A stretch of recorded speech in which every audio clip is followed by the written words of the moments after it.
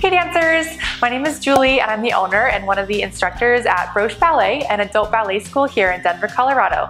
Today I want to take you through a beginner ballet step called pas de bourrée. This is a step that is used all over the place in ballet. It's a little connector step, but shockingly tricky. So I'm going to break it down for you and help you figure out how to practice it so when you get to your ballet class you can nail this little move. So pas de bourrée is very versatile. It has a lot of different forms.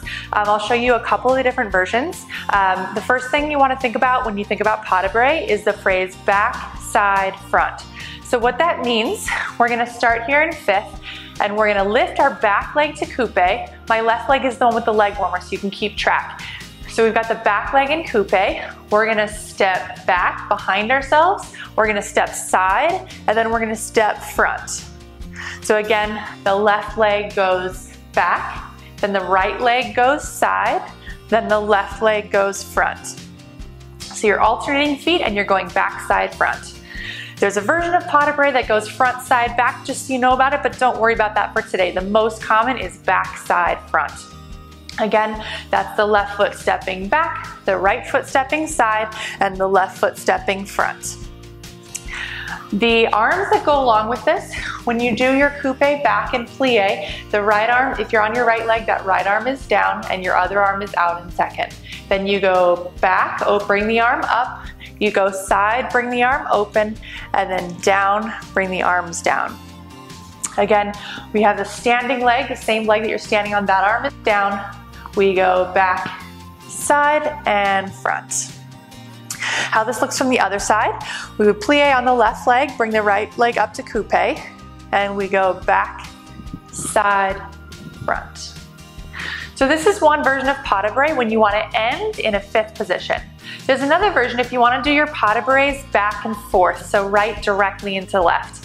Let's take a look at that. So what we do is we start the same way, we go back and side, but then front is only on the left leg and the back leg comes to coupe right away.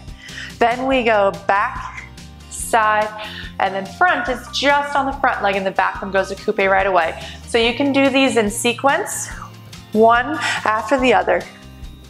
Back, side, front, back, side, front. So again, the two different versions that we just learned. The first one goes down to fifth when you finish. And then you could pick up the other leg if you wanted to go the other way, although this one's not usually done one after the other. And then the second version that we just learned is from one directly into the other, and then back, side, front. I'm gonna do this facing away from you so you can see how both of the versions look from the other side. So we're gonna start here, we're gonna plie, and we're gonna go back, side, front, down to fifth, then back, side, front, down to fifth. The other version is back, side, front, and back, side, front. So that's the basics of your pas de bourrée. Pas de bourrée has so many different forms.